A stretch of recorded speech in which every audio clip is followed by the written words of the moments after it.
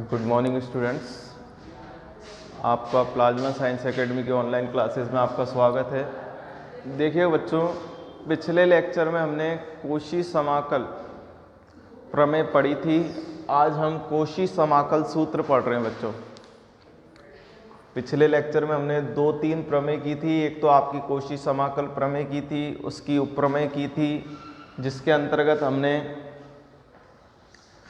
आपको बताया था कि किसी कंटूर C के अंतर्गत कोई कंटूर हो, किसी कंटूर C के अंतर्गत कोई कंटूर हो तो उसके लिए आपका इंटीग्रल का जो मान आएगा बच्चों, दोनों का मान क्या आता है, सेम आता है।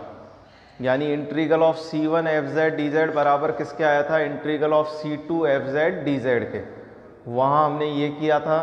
और एक और चीज़ बताई थी बच्चों मैंने, तीसरी चीज़ आपको, कि लाइन इंटीग्रल, अगर हमारा कोई पॉइंट Z0 एक स्थिर बिंदु हो, उसके लिए हम एक कोई दूसरा बिंदु क्या ले लें, उसी पर Z ले लें, उस प्लेन पर हम कोई दूसरा बिंदु क्या ले लें बच्चों, Z ले लें, तो इन दोनों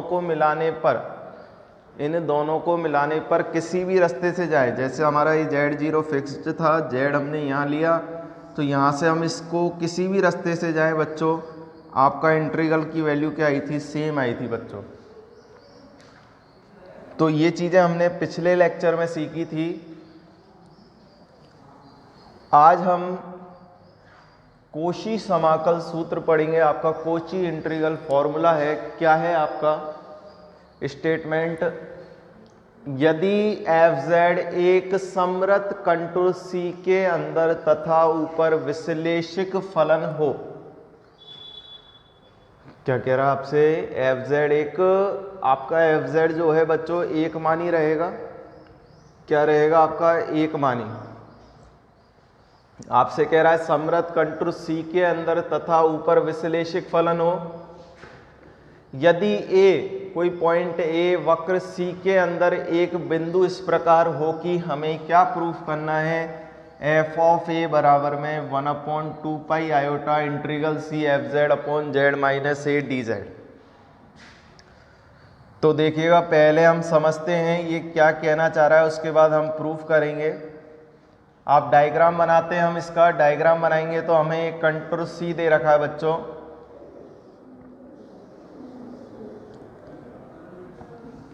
आपको एक कंटूर क्या दिया हुआ है, C दिया हुआ है।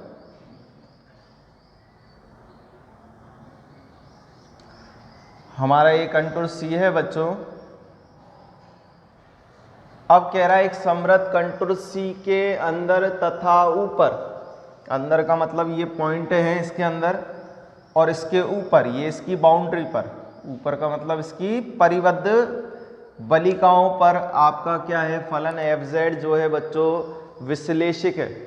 क्या है आपका, विश्लेषिक दिया हुआ है यहाँ पर, इस बाउंडेड एरिया में आपका FZ विश्लेषिक है। लेकिन वो आगे कह रहा है कि यदि A कोई पॉइंट हमने यहाँ पर ले लिया, कोई भी बिंदु A क्या ले लिया, इस वक्र C के अंदर एक बिंदु है बच्चों, वक्र C के अंदर कोई बिंदु A इस प्रकार है कि आपका यहाँ से हमारा A पॉइंट पर आपका कोई बिंदु हो गया, यहाँ पर इस वक्र में कोई बिंदु A है, तो हमें लाना क्या है, ये चीज़ प्रूफ करनी है बच्चों।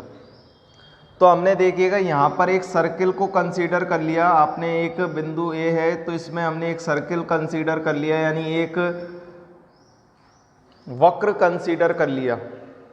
यहाँ से आपने एक क्या कर लिया, आपको C वक्र दिया हुआ था, समृत कंटूर C है, इसके अंतर्गत एक बिंदु A है, तो हमने यहाँ पर क्या मान लिया, इसको A त्रिज्या का एक वृत्त मान लिया।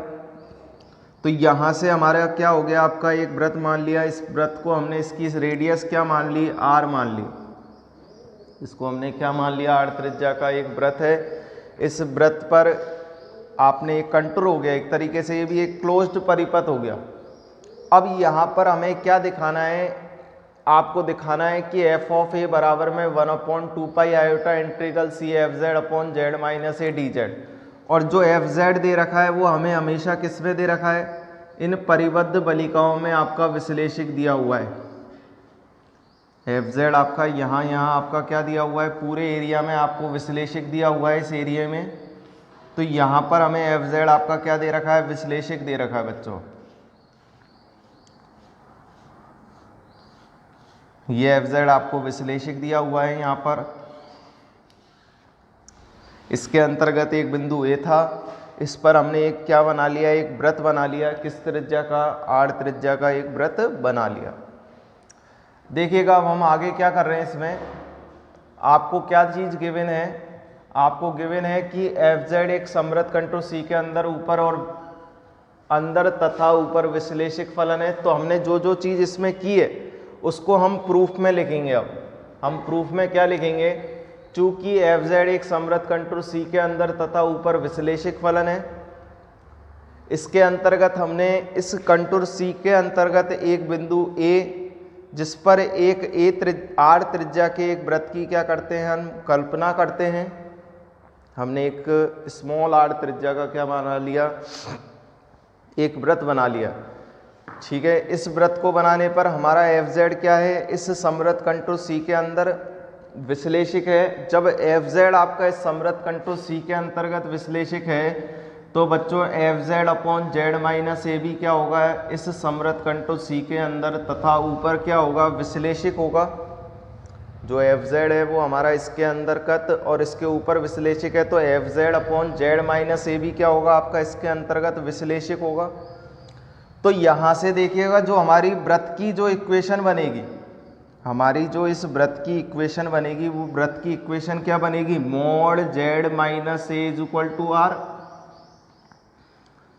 हमारी वृत्त की इक्वेशन क्या बनेगी बच्चों, mod Z minus A is equal to R बनेगी। क्योंकि जेड हमारा कोई भी बिंदु मान लेंगे सर्कल पर, तो यहाँ से हमारा अगर जेड बिंदु है तो Z minus A is equal to R बनेगी। कॉम्प्लेक्स फॉर्म में इसकी क्या होती है, सर्कल की इक्वेशन होती है।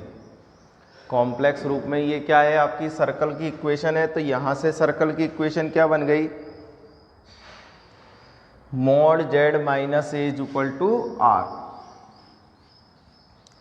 देखिएगा हमने इसको नाम दे दिया, इस वृत्त को गामा वृत्त दे दिया। इस वृत्त को क्या नाम दे दिया बच्चों, हमने गामा वृत्त नाम दे दिया। तो यहाँ से जब हम इसको गामा वृत्त दे रहे हैं, क्योंकि ये भी एक कंटूर बना है, क्योंकि सर्कल भी एक कंटूर है। मैंने आपको बताया था कंटूर क्यों है, क्योंकि ये आपका क्या है, यहाँ पर कहीं भी क्या नहीं हो रहा है, प्रतिच्छेदित नहीं हो रहा है। क्योंकि जब हमने कंटूर की डेफिनेशन पढ़ी थी तो कंटूर की डेफिनेशन क्या थी, नियमित चापों की सतत श्रृंखला को हम क्या कहते हैं, कंटूर कहते हैं बच्चों। तो यहाँ नियमित चापों की सतत श्रृंखला है।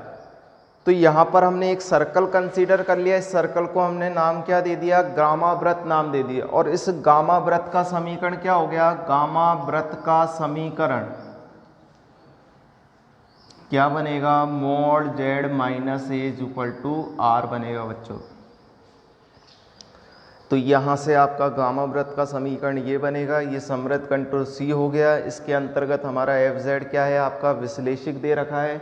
इन परिबद्ध बलिकाओं में ये जो पूरी ये बलिकाएं हैं, इन बलिकाओं के अंदर तथा ऊपर क्या दे रखा है आपको, विश्लेषिक दे रखा है। तो अगर एफ जेड आपका अगर इसके अंतर्गत विश्लेषिक है तो F Z upon Z minus A B क्या होगा, इन परिबद्ध बलिकाओं में विश्लेषिक होगा। ये चीज़ें जो हमने बोली हैं वो चीज़ें हमें इसमें लिखनी होगी।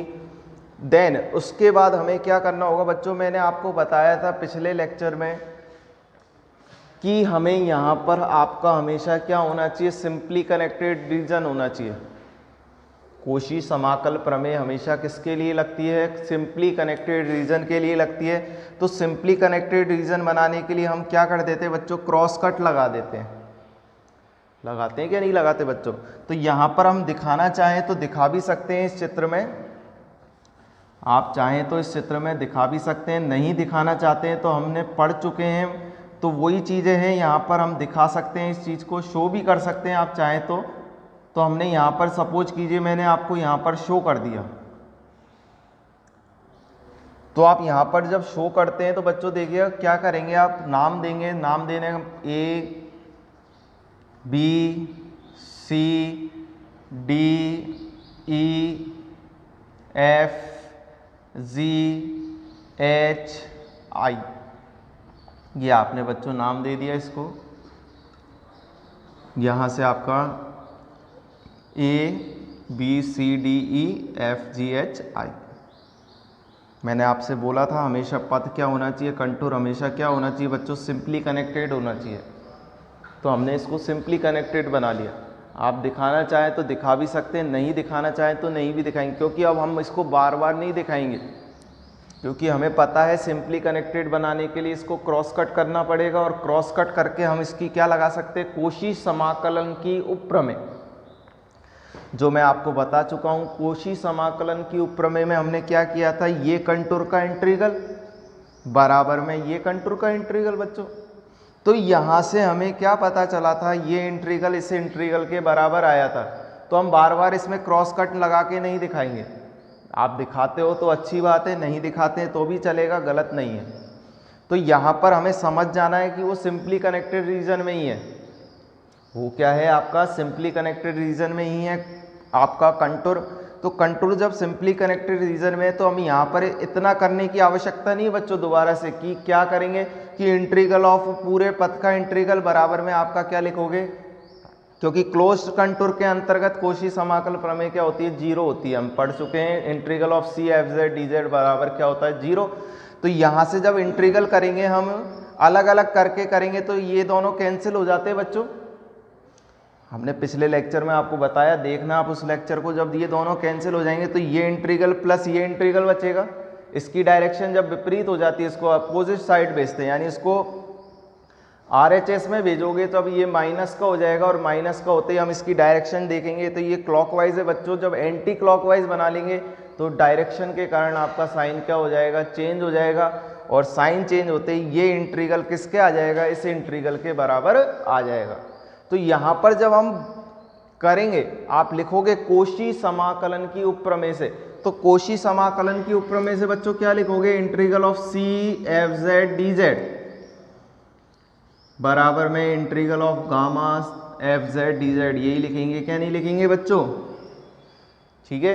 तो यहाँ लेकिन अब हम किसके लिए ले रहे हैं बच्चों, हमें प्रूफ ये करना है, ये लाना है F Z upon Z minus A लाना है, हमें क्या लाना है, F Z upon Z minus A लाना है। तो F Z upon Z minus A लाने के लिए हम क्या दे देंगे, इसमें जेड माइनस ए का भाग दे देंगे।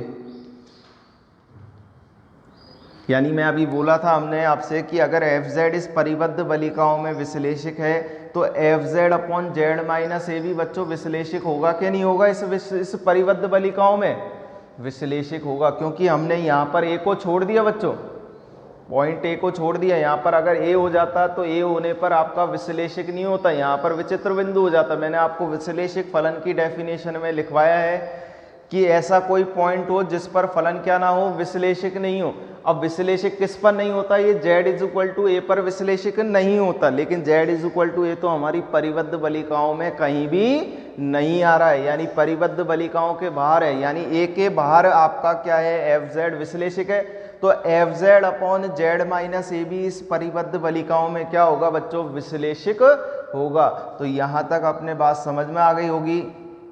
हम क्या करेंगे, आपको बिल्कुल नॉर्मल प्रमेय है, इंपॉर्टेंट प्रमेय, हमें कुछ नहीं करना होता है। आपको बिंदु दे रखा है, उस बिंदु पर हमने एक सर्कल को कंसीडर कर लिया, एक सर्कल मान लिया, उसकी त्रिज्या हमने r मान ली। बहुत ही अत्यंत आप कह सकते हैं बच्चों, ये जो सर्कल है बहुत ही अत्यंत अल्प त्रिज्या, छोटी त्रिज्या का, क्योंकि ये कहीं भी परिबद्ध बलिकाओं को कट नहीं करेगा, ये कंटूर सी को प्रतिच्छेद नहीं करेगा। कट का मतलब आपका यानी इंटरसेक्ट नहीं करेगा, इतनी छोटी त्रिज्या लेके चल रहे हैं हम, ठीक है बच्चों।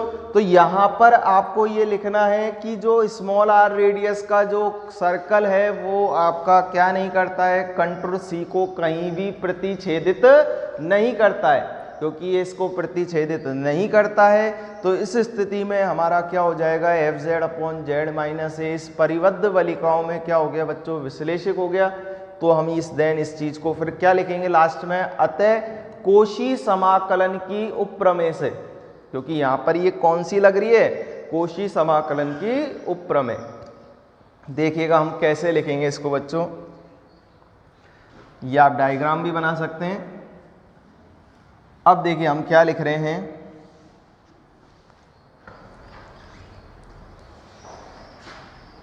ये आपका कंटूर हो गया,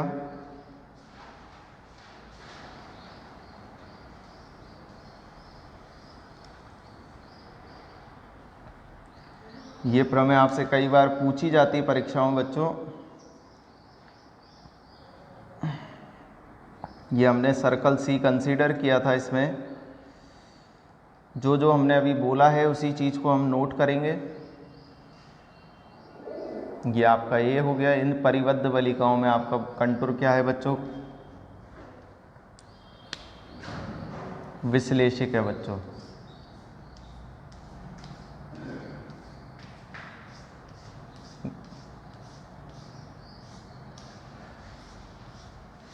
ये हमने यहाँ पर एक गामा सर्किल कंसीडर किया हुआ है। ये इसको नाम हमने गामा दिया हुआ है।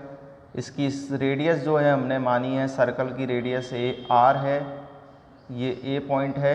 इस कर्व को चलिए गामा मान लिया है हमने, C1 ना मान के क्या मान लिया बच्चों? गामा। और ये आपके जी पॉइंट हो गया है यहाँ पर। ये H, ये I। इस तरीके से हमारा एक क्लोज्ड कंटूर आपका क्या हो गया? तैयार हो गया बच्चों। इसके अंतर्गत अब देखिए इसमें हम क्या लिखेंगे? यदि FZ समृद्ध कंटूर C के अंदर तथा ऊपर, आपको क्या लिखना है? यदि FZ समृद्ध कंटूर C के अंदर तथा ऊपर विश्लेषिक फलन हो, C के अंदर तथा ऊपर विश्लेषिक फलन हो,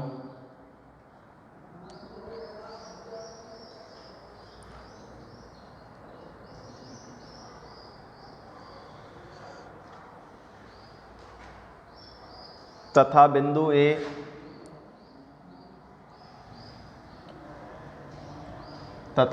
A C के अंदर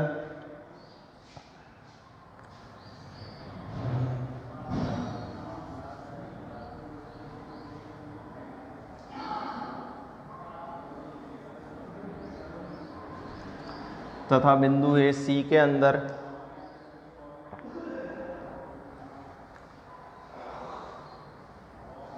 तथा बिंदु A C का, इस तरीके से लिखिएगा, तथा बिंदु A C का आंतरिक बिंदु है, तथा बिंदु A C का आंतरिक बिंदु है, तथा बिंदु A C का आंतरिक बिंदु है,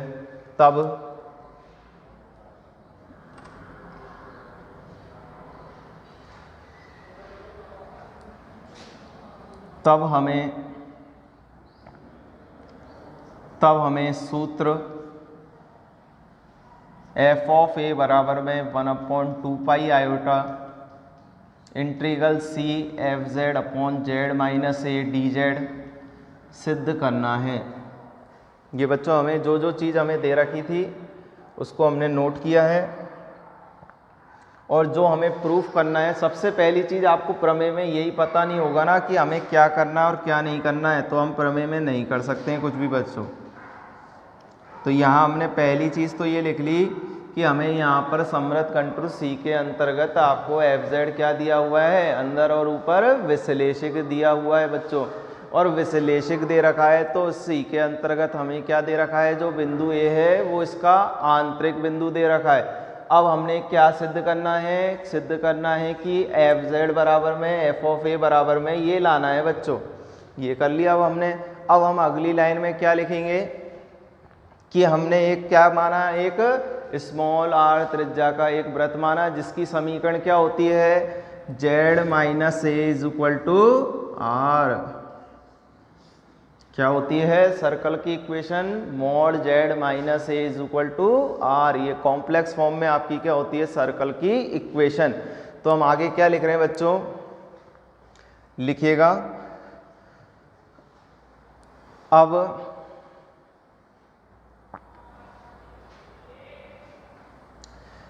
Z is equal to a, Z is equal to a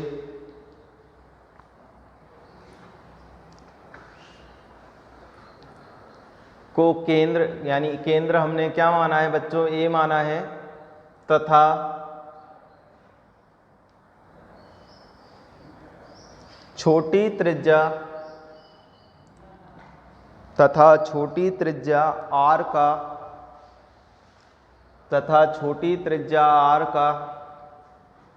gamma वृत्त बनाते हैं। बच्चों गामा की जगह आप C1 भी ले सकते हैं, C2 भी ले सकते हैं, कुछ भी लेना चाहें आप कुछ भी ले सकते हैं।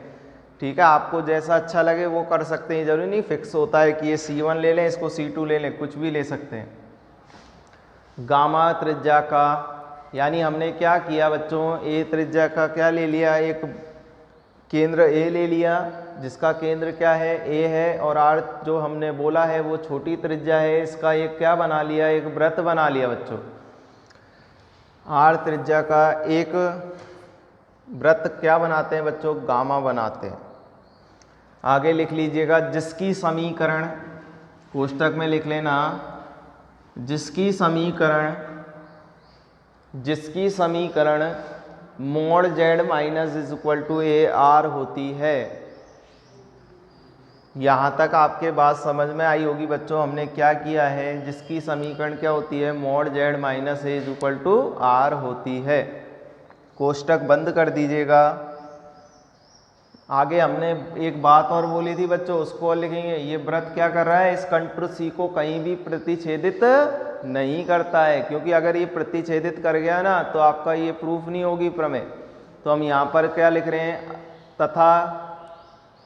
तथा यह वक्र, तथा यह वृत्त कंटूर सी को, तथा यह वृत्त कंटूर सी को कहीं भी प्रतिच्छेदित नहीं करता है। बात क्लियर है यहाँ तक? आपको क्या कह रहा है, ये जो वृत्त है वो कहीं भी कंटूर सी को क्या नहीं करता है बच्चों, प्रतिच्छेदित नहीं करता है।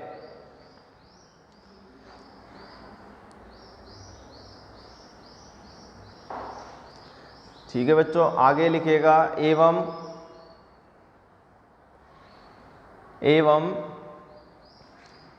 1/z माइनस ए, 1/z माइनस ए वक्र सी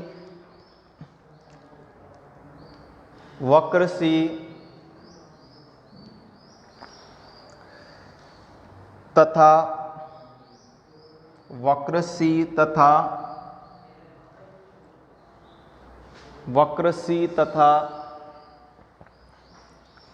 गामा वृत्त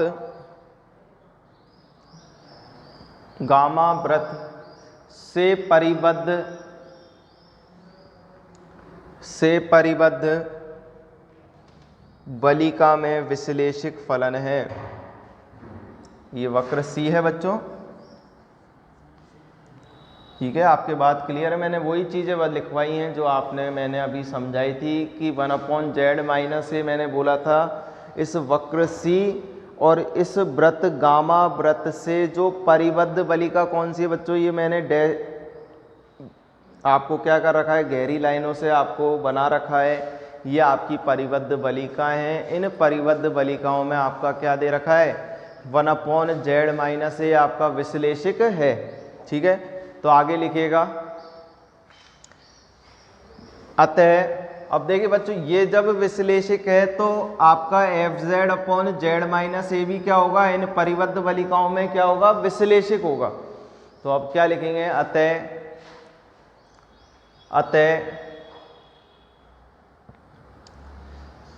फलन fz/z माइनस ए, अतः फलन fz/z माइनस ए, अतः फलन fz/z माइनस ए भी वक्र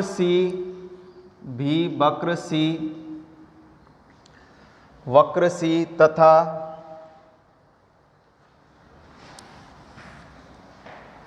तथा गामा वृत्त से परिबद्ध बलिकाओं में विश्लेषिक होगा, से परिबद्ध बलिकाओं में विश्लेषिक होगा। तब कोशी समाकलन की उपप्रमेय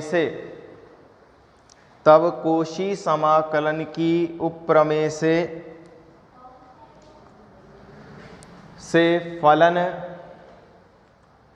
फलन fz/z माइनस ए, फलन F Z upon Z minus A का, तब कोशी समाकलन की उपप्रमेय से फलन F Z upon Z minus A का वक्र सी के अनुदिश समाकलन, वक्र सी के अनुदिश समाकलन या वक्र सी पर समाकलन कैसे भी लिख सकते हैं, वक्र सी के अनुदिश समाकलन गामा पर समाकलन, गामा पर समाकलन, जो वृत्त गामा कंसीडर किया है ना, ये गामा पर समाकलन के बराबर होगा। यही तो होती है कोशी समाकल प्रमेय बच्चों।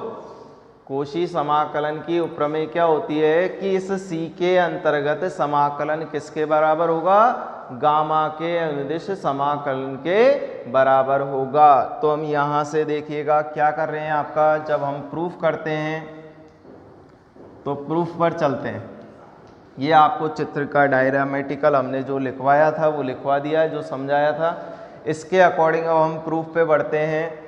अब प्रूफ में क्या बोला हमने कि सी के अंतर्गत समाकलन यानी C F Z upon Z minus A D Z बराबर किसके होगा बच्चों, gamma F Z upon Z minus A D Z के होगा। यहाँ से हमने ये प्रमेय का ये कर दिया, कोशी समाकलन की क्या लगा दी, उपप्रमेय लगा दी। अब क्या करें बच्चों, आगे हमने क्या किया देखिएगा, हमने क्या किया, यहाँ से integral of C F Z upon Z minus A D Z लिखा। हम इसके आर एच एस में बच्चों क्या कर रहे हैं, F Z upon Z minus A D Z. हमने यहाँ पर देखिएगा बच्चों, हमने यहाँ पर F of A upon Z minus A, हमने यहाँ पर क्या किया है, F of A upon Z minus A को तो घटा दिया और क्या कर दिया हमने, एफ ऑफ ए बटे में जेड माइनस ए को जोड़ दिया बच्चों। हमने यहाँ पर क्या किया, F of A upon Z minus A D Z को घटा दिया, F of A upon Z minus A D Z को जोड़ दिया। ऐसा क्यों कर रहे हैं अभी आपके समझ में आ जाएगा। आगे देखिएगा बच्चों, हमने क्या किया, integral of C F Z D Z. यहाँ देखिएगा ये गामा वृत्त है बच्चों, इसमें गामा लगा दीजिएगा, Z minus A D Z, इसको हमने साथ में लिखा, क्या लिख रहे हैं, एफ जेड माइनस के एफ ऑफ ए बटे में Z minus A D Z, ये साथ में लिखा, प्लस का हमने इसको क्या लिखा, इंटीग्रल ऑफ एफ ऑफ ए बटे में जेड माइनस का ए डी जेड लिखा। यहाँ से हमने इसका लघुत्तम ले लिया बच्चों, एक साथ मिला के लिख लिया, क्या लिख लिया, एफ जेड माइनस के एफ ऑफ ए बटे में Z minus A D Z, और यहाँ से हमने इसको क्या लिख दिया है, F of A upon Z minus A D Z, ये हमने यहाँ से लिखा। देखिएगा बच्चों आपको क्या दे रखा है, यहाँ पर हमें एक स्मॉल आर त्रिज्या का एक वृत्त दे रखा है, जिसकी समीकरण हमारी क्या थी हमारी, यहाँ से देखिएगा हमारी समीकरण क्या थी आपकी, हमारी वृत्त की समीकरण क्या थी, mod Z minus A is equal to R, gamma वृत्त का समीकरण।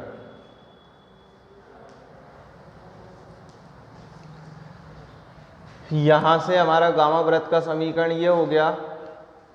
अब देखिए जब हम इसका मोड हटाते हैं बच्चों, ध्यान रखिएगा, जब भी मोड हटाओगे तो यहाँ से मोड जब भी हटेगा तो यहाँ पर जाकर क्या हो जाता है, आर ई की पावर आयोटा थीटा हो जाता है।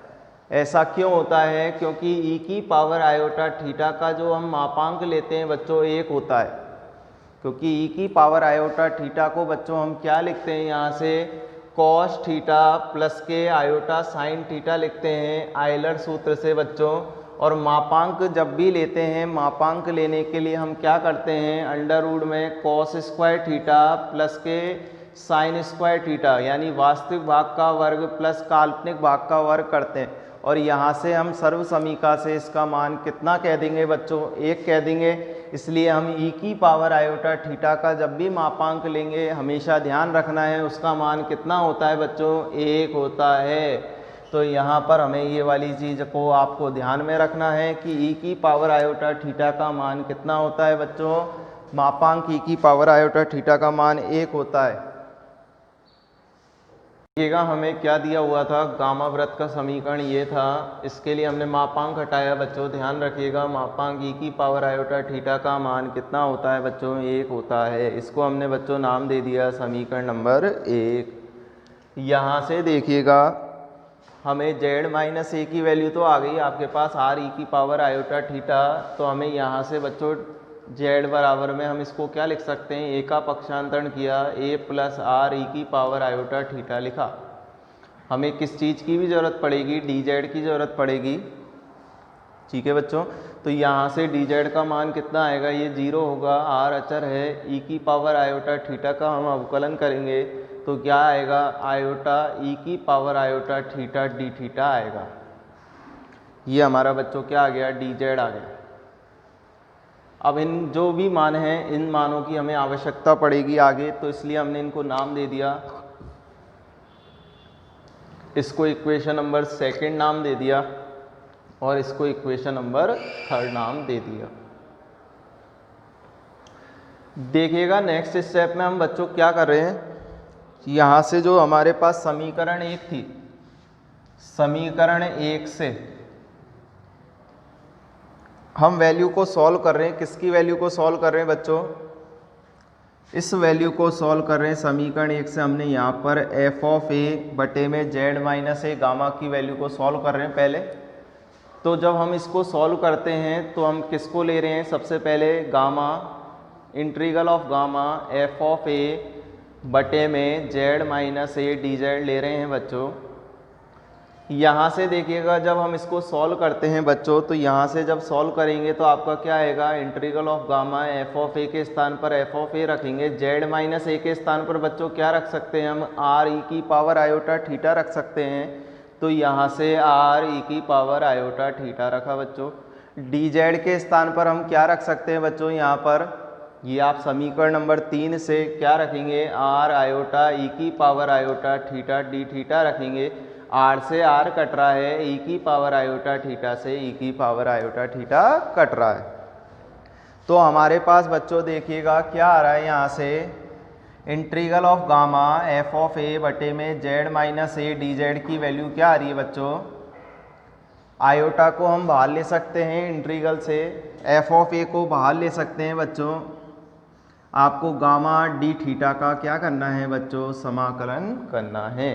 तो यहाँ पर देखिएगा बच्चों, ये गामा जो है वो किसका है, वृत्त सी के अंतर्गत आपका वृत्त है। जो गामा है, गामा हमने जो कंटूर लिया है वो गामा क्या है, आपका वृत्त है। और वृत्त का ये सर्कल है, ये गामा सर्कल है। तो इसके अंतर्गत अगर मैं कहूँ आपकी थीटा की लिमिट क्या होगी, आप बोलेंगे 0 से लेकर 2 पाई होगी, क्या नहीं होगी। मैं आपसे कहूँ इस सर्कल की लिमिट क्या होगी, आप बोलेंगे सर 0 से लेकर 2 पाई। तो यहाँ पर मैं इस गामा की लिमिट की जगह, आप गामा की जगह क्या लगा सकते हैं, लिमिट लगा सकते हैं। लिमिट क्या लगेगी, 0 से लेकर 2 पाई और ये D theta.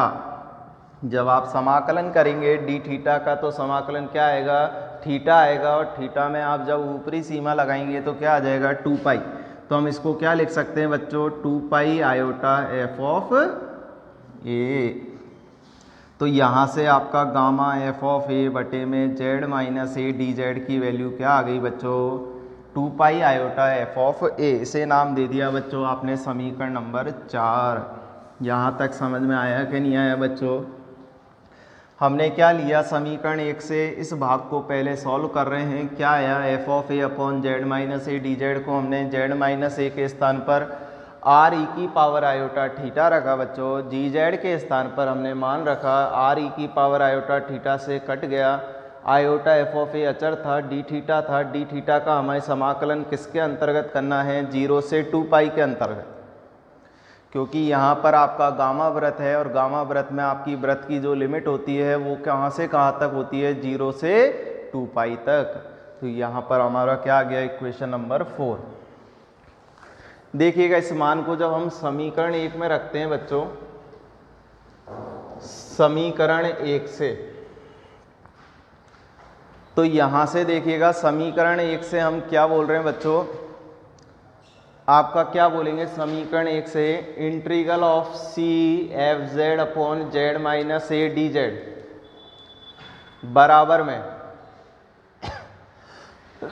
Gamma F Z upon F Z minus के एफ ऑफ ए बटे में Z minus A D Z plus, इसकी जगह बच्चों समीकरण 4 से मैं क्या लिख रहा हूं, 2 पाई आयोटा एफ ऑफ ए लिख रहे हैं। क्या लिख रहे हैं हम, 2 पाई आयोटा एफ ऑफ ए। यहां से हमने 2 पाई आयोटा एफ ऑफ ए लिखा बच्चों, इसका हम पक्षांतरण कर रहे हैं अगली स्टेप में। तो आप पक्षांतरण करोगे तो integral of C F Z upon Z minus A D Z, यहाँ से जब हम पक्षांतरण करेंगे डी जेड माइनस के क्या लिखेंगे, 2 पाई आयोटा एफ ऑफ ए लिखा। ठीक है बच्चों, बराबर में आपका क्या आ जाएगा, बराबर में आ जाएगा integral of gamma F Z upon F Z minus के एफ ऑफ ए बटे में जेड माइनस का ए डी जेड आ जाएगा बच्चों। ये आपका क्या आ जाएगा, सॉल्व करने पर हमारी ये वैल्यूज़ आ गई, इसको एज इट इज़ लिखा। अब देखिए बच्चों हम आगे क्या कर रहे हैं वो देखिएगा। देखिएगा हमने यहाँ पर देखिएगा ये चीज़ आ गई है, इस चीज़ को बच्चों हमें जीरो बनाना है। क्या बनाना है, इस वैल्यू को जीरो बनाना है, क्योंकि जीरो बना देंगे जभी तो हमारा ये अगर जीरो हो जाएगा तो देखिए बच्चों हम इसका जब पक्षांतरण कर देंगे, पक्षांतरण कर देंगे तो हमारे पास देखिएगा एफ ऑफ ए बराबर में नहीं आ जाएगा क्या, 1/2 pi iota integral of C F Z upon Z minus A D Z, क्योंकि हमें लाना भी तो यही है, हमें सिद्ध क्या करना है, सिद्ध ये करना है एफ ऑफ ए बराबर में क्या लाना है, 1/2 pi iota integral C F Z upon Z minus A D Z लाना है, क्या नहीं लाना बच्चों। तो ये लाने के लिए इसको क्या बनाना होगा, जीरो बनाना होगा। और जीरो बनाने के लिए हम क्या करते हैं, मैंने आपको पहले भी बताया था जब हमने कोशी-रीमान इक्वेशन की नेसेसरी और सफिशिएंट कंडीशन पढ़ी थी, यानी लास्ट लेक्चर में जब मैंने आपको सफिशिएंट यानी पर्याप्त शर्त पढ़ाई थी कोशी-रीमान इक्वेशन की यूनिट फर्स्ट में, तो मैंने आपसे बोला था कि किसी भी आपको पद को जीरो बनाना है, यानी इस पद को हमें जीरो बनाना है, तो इसके लिए हमें इसका क्या लेना होगा, मापांक लेना होगा, क्योंकि मापांक आपका बार बार काम आएगा बच्चों, क्योंकि हमें कोशी समाकलन में यानी कोशी इंटीग्रल में हमारा ये बार बार काम आएगा। इस कॉम्प्लेक्स में किसी भी वैल्यू को आपको जीरो बनाना है, उसके लिए हम क्या लेते हैं बच्चों, मापांक लेते हैं। तो यहाँ से हम क्या लेंगे, मापांक लेंगे। देखिएगा मापांक कैसे लेंगे आगे,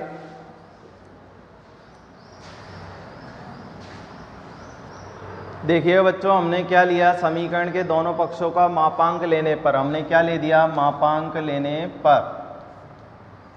देखिएगा जब हम मापांक लेंगे तो मापांक लेने पर आपका integral of C F Z upon Z minus A D Z minus K 2 pi iota F of A का मापांक बराबर में integral of gamma F Z upon F Z minus के एफ ऑफ ए बटे में जेड माइनस का A D Z. ये हमने बच्चों मापांक ले लिया इसका, दोनों पक्षों का, इधर भी मापांक और इधर भी मापांक। अब देखिए जब हमने मापांक ले लिया तो हमें क्या करना होगा, इसको मापांक के गुणधर्म से अलग अलग करना होगा बच्चों। तो मापांक के गुणधर्म से जब हम अलग अलग करेंगे तो यहाँ से देखिएगा हमने क्या किया, नेक्स्ट स्टेप में मापांक of C F Z upon Z minus A D Z minus K 2 pi iota F of A का मापांक। देखिएगा बच्चों यहाँ पर चिन्ह किसका आएगा, लेस देन इक्वल टू क्या हो जाएगा, integral of gamma mod F Z minus के एफ ऑफ ए, यानी आपने प्रत्येक का मापांक अलग अलग ले लिया। मापांक की गुणधर्म से हमने क्या किया, इसका मापांक लिया, इसका मापांक ले रहे हैं और डी जेड का मापांक ले रहे हैं। तो यहाँ से हमारा क्या आएगा, मॉड जेड माइनस ए का मापांक और मॉड डी जेड का मापांक। देखिएगा बच्चों यहाँ पर लेस देन इक्वल टू का साइन क्यों आया है, ये वाली वैल्यू छोटी हुई, इससे ये वैल्यू बड़ी क्यों है, क्योंकि यहाँ पर देखिएगा बच्चों अगर मैं आपसे कहूँ ये त्रिभुज की असमीकाओं से आया है। मैं आपसे कहूँ, क्या कहूँ, आपसे कहूँ कि 1 -3 और 2 का योग कीजिए, तो यहाँ पर जब आप योग करते हैं तो 0 आएगा। 0 का मापांक कितना होगा? 0 होगा। होगा कि नहीं होगा? अगर मैं इसी तरह कहूँ कि 1 का मापांक 3 -3 का मापांक और 2 का मापांक कीजिए, यानी अलग अलग करके हम इनका योग करें, तो 1 का मापांक 1 आएगा, -3 का मापांक 3 हो जाएगा, 2 का मापांक 2 हो जाएगा, और अगर हम इनको जोड़ते हैं तो कितना आएगा? 6 आएगा। आएगा कि नहीं आएगा?